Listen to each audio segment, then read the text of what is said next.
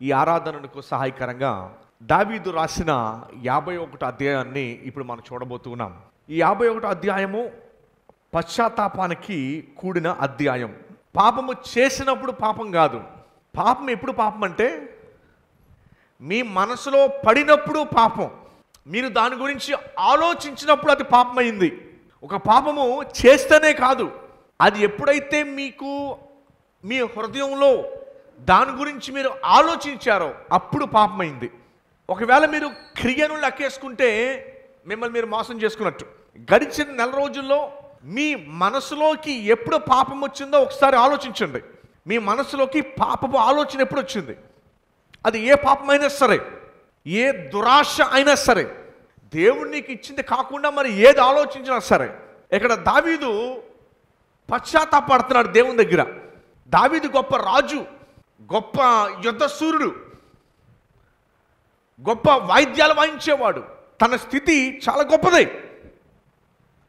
పేదవాడు కాబట్టి ప్రభు దగ్గర క్షమాపణ పొందినవాడు కాడు. దావీదు స్థానము చాలా గొప్పదే. అందుకనే చుట్టుపక్కల ఉన్న దేశాలందరూ కూడా దావీదుని నాయకుడిగా చేసుకున్నారు. ఇక్కడ ఉరాయా అనే వ్యక్తిని చంపించి భార్యను లాక్కున్నాడు. బెత్షెబ ఆమె పేరు.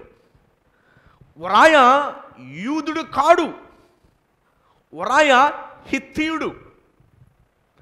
హిత్తీయుడు తన కింద నమ్మకంగా పనిచేస్తుంటే యుద్ధం జరుగుతూ ఉండగా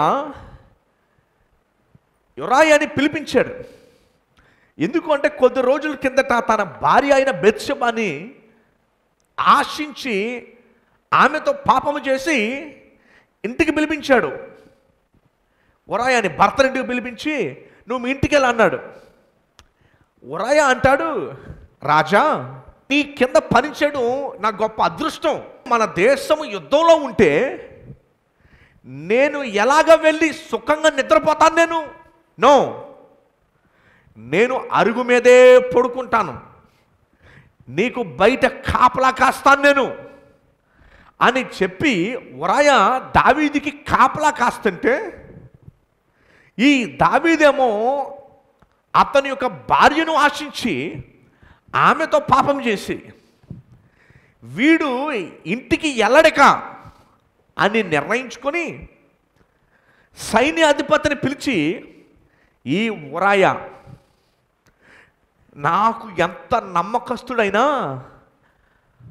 పాపము ఎంత డేంజర్ అంటే అతి నమ్మకస్తుడైన ఉరాయాని చంపించేసింది. సైన్యాధిపతిని పిలిచి అంటాడు, ఉరాయా ఎలాగైనా సరే చంపబడాలి, చంపబడే స్థానంలో ఉరాయాని నిలబెట్టు. భార్యతో పాపం చేశాడు, భర్తను చంపించాడు. అతన్ని చంపించినప్పుడు 51 కీర్తన ఆమెతో పాపం చేసి చంపించిన సంవత్సరం తర్వాత నాతాను వచ్చి, ఇదిగో నీ రాజ్యంలో ఒకడున్నాడు, ఆడికేమో 1000 గొర్రెలుంటే అతని ఎదురింటోడికి ఒకే గొర్రె ఉంది. పాపము పిల్లలతో కలిసి సొంత పిల్లడుగా పెంచుకున్నాడు ఈ ఒక గొర్రెని. కానీ ఈ 1000 గొర్రెలు ఉన్నవాడు ఇంటికి ఎవరో చుట్టాలు వస్తే ఈ ఒక గొర్రె ఉన్నవాడి దగ్గర నుంచి ఆ గొర్రెను కూడా లాక్కొని వాడు విందు చేసుకున్నాడు. దావీదు కోపం వచ్చి, ఆడు ఎవడో నా దగ్గరికి తీసుకురా, నేను వాడిని చంపివేస్తాను అని చెప్పగానే నాతానంటాడు, రాజైన దావీదు వాడు ఎవడో కాదు, వాడు నువ్వే అని చెప్పగానే దావీదు కుప్పకూలిపోయాడు. ఎందుకు కుప్పకూలిపోయాడో తెలుసా? దావీదు మాట అంటాడు, దేవా నీ పరిశుద్ధాత్మను నా యొద్ద నుంచి తోసివేయకు, తీయద్దు అంటాడు. ఎందుకు అంటే ఎలాంటి పాపమే చేసి తనకి ముందు ఉన్న వ్యక్తి సౌలు గురించి ఏం రాయబడింది అంటే, సౌలు యొద్ద నుంచి దేవుని ఆత్మ విడిచి వెళ్ళిపోయాను అని రాయబడి ఉంది. అమ్మో, ఆ సౌలు దుస్థితి నేను చూశాను. ఇప్పుడు నా దగ్గర నుంచి కూడా ఆ పరిశుద్ధాత్మ దేవుడు వెళ్ళిపోతే నా పరిస్థితి ఏమవుతుందో అని భయపడిపోయాడు. దయచేసి గమనించండి, ఈ 51వ కీర్తన ప్రపంచంలో ఉన్న విశ్వాసులందరికీ కూడా పశ్చాత్తాపానికి గొప్ప అధ్యాయముగా ఇది మారింది. దావీదు తన చేసిన పాపానికి పక్కోడ మీద తొయ్యుడు. ఆదాముని దేవుడు ప్రశ్నించగానే నువ్వు పండు ఎందుకు తిన్నావు అని ప్రశ్నించగానే ఈ పాపము ఎవడ మీద తోశాడు? ఆదాము అవ్వ మీద తోశాడు. ఇదిగో నువ్వు నాకు ఇచ్చిన స్త్రీ వలనే ఈ పాపము చేశానని చెప్పి అవ్వ మీదకు తోశాడు. అవ్వ మీదకి తొయ్యగానే అవేమో సర్పం మీద తోసింది. అయితే దావీదు తన పాపముని ఎవరి మీద తొయ్యలా.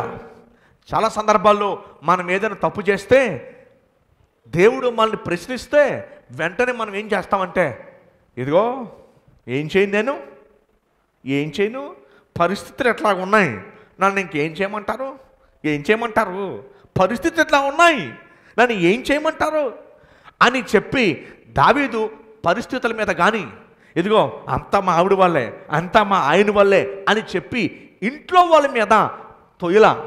దావీదు ఏం చేశాడంటే తన చేసిన పాపానికి బాధ్యత తీసుకున్నాడు.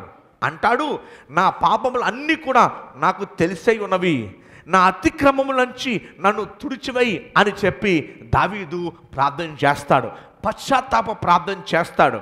దయచేసి గమనించండి, దావీదు ఏమంటాడంటే, దేవా నీ దృష్టి ఎదురుగా నేను పాపము చేశాను. వాస్తవానికి దేవుని దృష్టికి భయపడేవారు ఈ రోజున కరువయ్యారు. దేవుడు చూస్తున్నాడు అనే ఆలోచన లేకుండా ఇష్టానుసారంగా పాపం చేస్తున్నారు. నిజముగా రక్షణ పొందిన వ్యక్తి దేవుని దృష్టికి భయపడతాడు. అమ్మో దేవుడు చూస్తున్నాడు, దేవుడు ఎక్కడికి వెళ్ళినా చూస్తున్నాడని చెప్పి దేవుని దృష్టికి రక్షణ పొందిన వారు భయపడతారు. నేను మిమ్మల్ని అడుగుతున్నా, మీరు దేవుని దృష్టికి భయపడుతున్నారా? వాస్తవానికి దావీదు ఎవరికి వ్యతిరేకంగా పాపం చేశాడు? శయనించిన బెత్షెబాకు వ్యతిరేకంగా పాపం చేశాడు. ఉరాయాని చంపించినందుకు ఉరాయాకి వ్యతిరేకంగా పాపం చేశాడు. ఉరాయా కుటుంబానికి వ్యతిరేకంగా పాపం చేశాడు. దేవుని రాజ్యముకి వ్యతిరేకంగా పాపం చేశాడు. కొరింథీయుల్లో అంటాడు, ప్రతి పాపము బయటుంటే శరీరంతో చేసే ఈ యొక్క వ్యభిచార పాపము అది మన శరీరంతో చేస్తున్నాం కనుక దానికి వ్యతిరేకంగా పాపం చేశాను అంటాడు. కానీ దావీదు అంటాడు, నేను వాటికంటే ముందు దేవా నువ్వు చూస్తున్నావు, నేను నీకు వ్యతిరేకంగా పాపం చేశాను. చూడండి, విశ్వాసులైన మనం గ్రహించాల్సిన విషయం ఏంటంటే, రక్షణ పొందిన వ్యక్తి దేవుని దృష్టిగా భయపడతాడు. అమ్మో నన్ను దేవుని చూస్తున్నాడు అని భయపడతాడు. పాపం చేసినప్పుడు ఏం వెతుకుంటాం? నన్ను ఎవరు చూడలేదు కదా, నేను ఎవరికి దొరకలేదు కదా, నేను అందరికీ చూడనంత దూరంగా వచ్చేసాను కదా, వేరే ఊరు వచ్చేసాను కదా, నన్ను ఎవరు చూడలేదు కదా. దావీదు ఎవరు చూస్తారనో, దూరంగా వచ్చేసానో, దావీదు తన యొక్క అందరు చూస్తారని మనుషుల గురించి దావీదు ఆలోచించట్లా. దావీదు అంటున్నాడు, దేవా అయ్యా నీ దృష్టికి వ్యతిరేకంగా నేను పాపం చేశాను అని అంటున్నాడు. రక్షణ పొందిన విశ్వాసులను మీకు దేవుని దృష్టికి భయపడటము మీకు రావాలి. రక్షణ పొందిన వ్యక్తి దేవుని దృష్టికి భయపడతాడు, అంతే తప్ప మనుషుల దృష్టికి భయపడ్డు. ఇక్కడ అంటున్నాడు, దేవా నీ దృష్టి ఎదుట నేను పాపము చేశాను. ఎందుకంటే నేను ఆమెతో పాపం చేసినప్పుడు నువ్వు నా రూమ్లోకి వచ్చావు. ఉరాయా నీ చంపమని చెప్పినప్పుడు అనే ఆజ్ఞ నేను యాయాబుకి ఇచ్చినప్పుడు అప్పుడు నువ్వు ఉన్నావు. నేను తీసుకున్న ప్రతి నిర్ణయం అప్పుడు నువ్వు ఉండి చూస్తూనే ఉన్నావు. నేను తీసుకునే ప్రతి నిర్ణయం అప్పుడు నువ్వు ఉన్నావు. నేను చేసిన ప్రతి పాపం చేస్తున్నప్పుడు కూడా నువ్వు నన్ను చూస్తూనే ఉన్నావు. అందుకనే దావీదు అంటాడు, నీ దృష్టి ఎదురుగా నేను చేశాను, ఎవరి దృష్టి కింద కాదు. నీ రెండు కళ్ళు నన్ను చూస్తుండగా నేను ఆమెతో పాపం చేశాను, నీ రెండు కళ్ళు చూస్తుండగా నేను చంపేయమని ఆర్డర్ ఇచ్చాను అంటున్నాడు దావీదు. సో పాపము ఎవరికి ఎదురుగా చేస్తున్నావు? దేవుడు చూస్తూ ఉండగా ఆయన కళ్ళు మన మీద ఉన్నాయి ఎప్పుడు కూడాను. అది గమనించుకోవాలి. మనుషులు చూస్తున్నారా మనకు అనవసరం, మనుషులు కాదు మనం భయపడాల్సింది. నీ గమనించండి, దావీదు అంటున్నాడు, దేవుడు ఎప్పుడు కూడా నేను చూడటం మానేయలేదు. నువ్వు పాపం చేస్తున్నప్పుడు నీ పక్కనే ఉన్నాడు, నేను చూస్తున్నాడు, నీ పక్కనే నీకు ఎదురుగా నిన్ను చూస్తున్నాడు. ఎలాగా? నువ్వు పాపం చేసినప్పుడు దేవుడు రెప్పపాటున గనక నీకు ప్రత్యక్షమై ఆయన కనపడితే నీ పరిస్థితి ఏంటి? నువ్వు ఆయన చూడట్లేదేమో, అయినా కూడా ఆయన నేను చూస్తున్నాడు. ఒక వచనం చెప్తాను చూడండి, 2 సమూయేలు 12:13. 2 సమూయేలు 12:13. ఇక్కడ నాతాను వచ్చి చెప్పగానే దావీదు ఏమంటున్నాడు చూడండి ఒకసారి. నేను పాపము చేసితనని దావీదు ఎవరితో అన్నాడంట? దావీదు ఒప్పుకున్నాడు. నాతాను ప్రవక్తతో ఒప్పుకున్నాడు. ఏమని ఒప్పుకున్నాడు? నేను పాపము చేసితనని ఒప్పుకున్నాడు. ఇదిగో ఇంట్లో వాళ్ళు బట్టి పాపం చేశాను, నా పరిస్థితులు ఎట్లా ఉన్నాయి కాబట్టి చేశాను అని తప్పించుకునే నంగనాచి మాటలు మాట్లాడలేదు దావీదు. ఇక్కడ తప్పించుకునే మాటలు మాట్లాడలేదు. నువ్వు చేశావు, నువ్వే చేశావు, నీ కారణం ఏమున్నా కానీ. అమ్మ, దావీదు పశ్చాత్తాపంలో గొప్ప విషయం ఏంటో చెప్పనా మీకు? దావీదు కన్నీటితో ఏడుస్తూ ప్రార్థన చేస్తున్నాడు పశ్చాత్తాపం విషయమై. చుట్టుపక్కల ఉన్న రాజులు అంటున్నారు, నువ్వు ఎంతలా బాధపడిపోతున్నావు ఏంటి? రాజులుగా మనకున్న హక్కు ఇది. కావలసిన వారిని తీసుకోవడానికి, చంపేయడానికి మనకున్న హక్కు ఇది. నువ్వు అంతలా బాధపడిపోతున్నావు ఏంటి? నేను పొద్దున్న లేకపోతే చేసేదే ఇది మన హక్కు, నువ్వు ఇలా బాధపడిపోతున్నావు ఏంటి? కానీ దావీదు దేవుని దృష్టికి భయపడ్డాడు. అసలు దేవుడు నువ్వు పాపం చేస్తున్నావు నీ పక్కనే ఉంటున్నాడు, నీ ఎదురుగానే ఉన్నాడు, నువ్వు చూడలేదంతే. కానీ దావీదు చూశాడు. నువ్వెందుకు చూడలేదు తెలుసా? నీ కళ్ళుకి గుడ్డితనం వచ్చింది, నీకు మనోనేత్రపు గుడ్డితనం వచ్చింది. కానీ దావీదు అన్నాడు, దేవా నీ దృష్టి నా మీద ఉంది, ఇప్పుడు నేను చూస్తున్నాను. ఏమని? నువ్వు నా పక్కనే ఉన్నావు, నేను సైనిస్తున్నప్పుడు నా రూమ్లో ఉన్నావు, నేను నిర్ణయం తీసుకుంటున్నప్పుడు నా ఆఫీసులో ఉన్నావు, నువ్వు నాతో పాటే ఉన్నావు, నువ్వు చూస్తుండగా నేను చేశాను, నేను నీ దృష్టి ఎదురుగానే నేను చేశాను. నేను ఎస్, మనుషులు ఎవరు చూడలా, కానీ నువ్వు చూస్తూనే ఉన్నావు. అసలు నువ్వు చూడని సమయం లేదు, నువ్వు చూస్తూనే ఉన్నావు అని దావీదు దేవునికి వ్యతిరేకంగా చేసినందున పశ్చాత్తాపడుతున్నాడు. ఈరోజు మీరందరూ కూడా ఈ విధమైన పశ్చాత్తాపాన్ని మీరు కలిగి ఉండాలి. దేవునికి వ్యతిరేకంగా గడిచిన సంవత్సరం, గడిచిన నెలలో కనుక చేస్తుంటే గొప్ప విషయం ఏంటో తెలుసా అండి? గొప్ప విషయం ఏంటో తెలుసా? దేవుడు దావీదుని క్షమించాడు. గొప్ప విషయం ఏంటంటే దేవుడు దావీదుని క్షమించి మరలా ఎలా క్షమించాడో తెలుసా? ఒకసారి ఈ వచనం చూడండి. 2 సమూయేలు 12:13. నేను పాపము చేసినని దావీదు నాతానుతో అనగా, నాతాను అన్నాడు, నువ్వు చావకూడనట్లు. వాస్తవానికి పాపం వల్ల వచ్చి జీతం ఏంటి? మరణం. కానీ ఇక్కడ ఏమంటున్నాడంటే నువ్వు చావకుండానట్లు. ఏమండి? చావకుండానట్లు యెహోవా నీ పాపమును పరిహరించెను. ఈ 51 కీర్తనలు ఏముంటుందంటే తుడిచివేసను, పవిత్రపరచెను, విముఖుడిగా పవిత్రపరిచాడు, తుడిచాడు అంటున్నాడు. ఏం చేశాడంటే దేవుడు? తుడిచాడు, పవిత్రపరిచాడు. ఆ మాటలు ఏంటి? 2 మాటలు. ఒకటి మాట ఏంటండి? తుడిచాడు, పవిత్రపరిచాడు. ఈ 2 పదాలని నేను వివరిస్తాను, భలే ఉంటాయి, బాగా ఆలకించండి. ఏంటి 2 పదాలు? తుడిచాడు, పవిత్రపరిచాడు. ఏంటి 2 పదాలు? తుడిచాడు, పవిత్రపరిచాడు. దయచేసి గమనించండి. తుడటం అంటే మీ షర్ట్ మీదో మీ బట్టల మీదో ఏదో మరకబడితే తుడటం కాదు. ఇక్కడ తుడిచడం అంటే ఎలా? అక్కడ హెబ్రీ భాషలో రాయబడిన అర్థం ఏంటంటే నన్ను కొట్టి కొట్టి కొట్టి కొట్టి. ఇప్పుడు చూడండి, పరుపుల్ని దుమ్ము వదిలించాలంటే పరుపుల్ని ఎంత పెద్ద కర్ర తీసుకొని టపా టపా టపా టపా పరుపుని కొడతా ఉంటే పరుపులో ఉన్న దుమ్మంతా బయటికి వెళ్ళిపోద్ది కదా. అలాగా నువ్వు నన్ను ఏం చేయాలంటే నువ్వు నన్ను కొట్టు, నాలో దుమ్ము పోతుంది. బట్టల్లో మురికి పోవాలంటే ఎలాగైతే బట్టను నలిపేస్తామో నన్ను అలా నలుపు ఆత్మీయంగా. నన్ను తుడిచేయి అంటే అర్థం అదనమాట. నువ్వు నన్ను కొట్టు, నలిపేయి, అప్పుడు నేను తొడవబడతాను అంటాడు. అర్థమైందండి? తుడిచివేయి. ఇంకో పదం ఏం చెప్తానని చెప్పాను మీకు? పవిత్రపరుస్తాను. పవిత్రం అంటే కేవలము నాకు స్నానం చేయించి నాలో ఉన్న మలినాన్ని తీసేయడం మాత్రమే కాదు. పవిత్రపరచడం అంటే బాగా ఆలకించండి. ఒక పందిని శుభ్రంగా కడిగి సెంటు రాసి బట్టలు వేసి ఒక పందిని ఎంత నీట్గా చేసినా బురద కనపడగానే పంది ఎక్కడికి వెళ్ళిపోతుంది? దూకుంట బురదలోకి వెళ్ళిపోతుంది. అవునా కాదా? అవునా కాదండి? దూకుంటూ వెళ్ళిపోతుంది. ఇక్కడ దావీదు ఏమన్నాడంటే, నువ్వు నన్ను ఒక పందిని శుభ్రం చేసినంత మాత్రాన అది అందులోకి వెళ్ళిపోతుంది. నన్ను అలా చేయకు. నాలో ఉన్న పంది లాంటి స్వభావాన్ని తీసేయి. అప్పుడు ఆ స్వభావం తీసేస్తే అందులోకి వెళ్ళను. ఏ స్వభావాన్ని తీసేయి? 2 పదాలు చెప్తానని చెప్పి. 1 కడగటం, 2 పవిత్రపరచడం. పవిత్రపరచడం అంటే, దేవా కేవలం పైన మురికి మాత్రమే తీయొద్దు. నువ్వు పైన మురికి తీసావనుకో, పంది ఏం చేస్తుంది? పందిని ఎంత శుభ్రంగా క్లీన్ చేసినా మరలా అందులోకి వెళ్ళిపోతాను. నన్ను అలాగ కడగద్దు. నువ్వు నన్ను ఎలా కడగాలంటే ఈ పంది స్వభావాన్ని తీసేయి, అప్పుడు అందులోకి నేను వెళ్ళను. అది అంటున్నాడు. 2 పదాలు చెప్పాను. 1 పదమేమో తొడవటము, 2వది ఏంటి? పవిత్రపరచడం. తొడవటం అంటే ఏంటి? నన్ను తీసుకెళ్ళి ఏం చేయి? కొట్టు. నాలో ఉన్న దుమ్మేమైపోద్ది? అది తొడటం. పవిత్రపరచడం అంటే పందిని ఎంత శుభ్రం చేసినా కూడా మరలా అందులోకి వెళ్ళిపోద్ది కదా. నన్ను పంది స్వభావాన్ని తీసేసాయి, అప్పుడు అవకాశం వచ్చినా అందులోకి నేను వెళ్ళను అని చెప్తున్నాడు. అర్థమైందండి?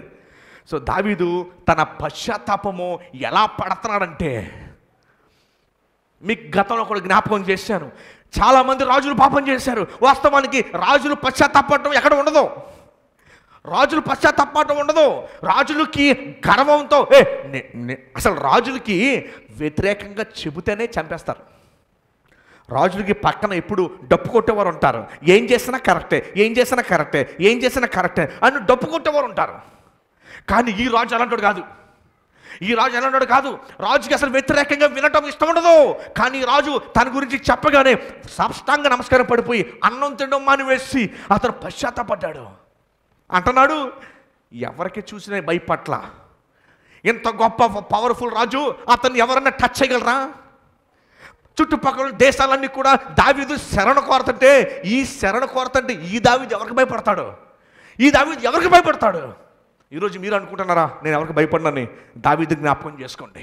దావీదు ఈ మాట అన్నాడు, కేవలము నీకే విరోధముగా నేను పాపము చేసి ఉన్నాను. దావీదు పశ్చాత్తాపం ఎలా పడ్డాడు అంటాడు. మొదటి వచనంలో అంటాడు, 2వ లైన్లో, నీ వాత్సల్య బాహుల్యము చెప్పునా నన్ను ఎలాగ కరుణించు. నీ వాత్సల్య బాహుల్యం అంటే అర్థం ఏంటంటే, దేవా నన్ను చిన్నప్పటి నుంచి మా ఇశ్రాయేలుని ఎప్పటి నుంచో వారు తప్పుపోయినప్పటికీ కూడా నీ కరుణ చూపించి వారిని నువ్వు కాపాడుతున్నావు. దయచేసి నన్ను కూడా నువ్వు అలాగా నన్ను కరుణించు, నా మీద కరుణించు, పవిత్రపరచు. దావీదు ఒక మాట అంటాడు, నాలో రక్షణ ఆనందము మరలా పుట్టించేది దేవుడు. ఇంగ్లీష్లో ఏముంటుందంటే క్రియేట్ అని ఉంటుంది. Create a clean heart in me అని ఉంటుంది. క్రియేట్ అంటే సృష్టించు, పుట్టించు. ఇది ఎవరు చేస్తారు? దైవము, దేవుడు ఒక్కడే చేయగలడు. అంచేత దావీదు దేవుని ప్రార్థన చేస్తాడంటే, దేవా ఇప్పుడు నాకు శుద్ధ హృదయం కాదు, కొత్త హృదయాన్ని దయచేయి.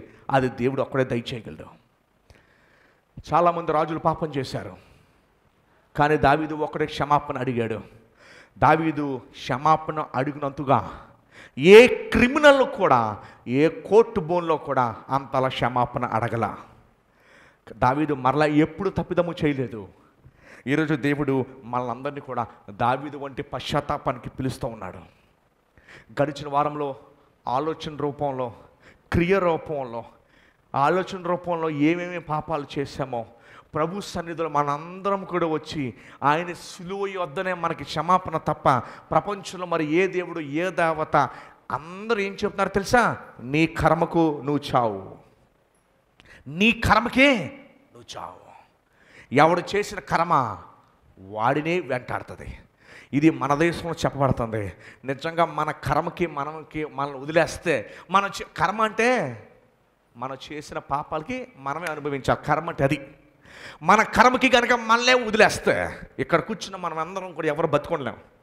కానీ దేవుడి మహాకృపను బట్టి మన కర్మకి మనల్ని విడిచిపెట్టకుండా ఆయన కృపకి మనల్ని అప్పగించి ఆ కర్మలో ఆయన చనిపోయి మనకి కృపనిచ్చాడు. కర్మ ఎవరు అనుభవించారు? శిలువ మీద యేసు ప్రభు వారు కర్మ అనుభవించి మనకు కృపను చూపించాడు. ఎంత గొప్ప విషయమో ఆలకించండి. మన కర్మంతా ఎవరు అనుభవించారు? శిలువ మీద యేసు ప్రభు వారు మన కర్మంతా అనుభవించాడు ఆయన. ఇక మీద మనం ఎవరిని కూడా ఇదిగో నీ కర్మ అని అనక్కర్లా. ఎందుకంటే మన కర్మ అంతా అనుభవించింది శిలువ మీద చనిపోయిన యేసు క్రీస్తు ప్రభువారు కర్మంతా అనుభవించి మనకి కృపనిచ్చాడు. మనకేమిచ్చాడు? కృపనిచ్చాడు. కర్మాన్ని అనుభవించాడు. దావీదు అంటాడు, దేవా అందును బట్టి నీకు వందనాలు, అందును బట్టి నీకు వందనాలు, నీకు నేను స్తుతులు చెల్లిస్తున్నా. మరి ఈ సమయంలో మన కర్మను అనుభవించిన, మన శాపమును అనుభవించిన యేసు ప్రభు వారిని మనం స్తుతించి ఎంతలా గణపరచాలో ఆలకించండి. ఈరోజు మన కొండలెక్కర్లకల్లా, ఈరోజు మనం మెట్లెక్కనకల్లా, ఈరోజు మోకాల మీద మనం వెళ్ళనవసరం లేదు. ఎందుకంటే మనందరి కొరకు ఒక ఆయన సిలువ ఎక్కాడు. అందుకనే మన మోకాలు ఎక్కన అవసరం లేదు. దయచేసి గమనించండి, మనలో ఎవరు గౌరీపట్నం వెళ్ళక్కరా? ఎక్కడికి వెళ్ళక్కర్లేదు? గౌరీపట్నం వెళ్ళనవసరంలా, గుణదల వెళ్ళనవసరం లేదు, వేలాంగిని వెళ్ళనవసరంలా, ఎక్కడికి వెళ్ళకూడదు కూడా. ఎందుకు అంటే ఇక మీదట నీ శిక్ష నీ మీద లేదు, మనందరి శిక్ష ఆయన మీద మోపబడినది.